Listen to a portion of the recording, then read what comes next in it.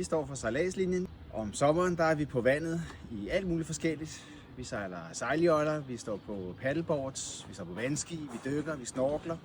Alt hvad der har med vand at gøre, hvis vejret er til det. Er vejret ikke til det, så laver vi noget på land. Om vinteren så bruger vi tiden på sejlsportsteori. Alt det vi møder på vandet skal vi lære lidt om. Der er mulighed for at tage speedbådscertifikat. Og udover det så bruger vi også lidt tid på mountainbike og måske lidt klatring. Hej, jeg hedder Vilas, og jeg har været ude at lære at kitesurfe. Her i den første halvdel af det her år, der har jeg faktisk selv lært at kunne komme op og køre på bordet. Og jeg synes, det er noget af det fedeste, jeg nogensinde har prøvet. Det er simpelthen så fedt. Vi holder til her på Farø, som jo måske er Danmarks bedste kitested.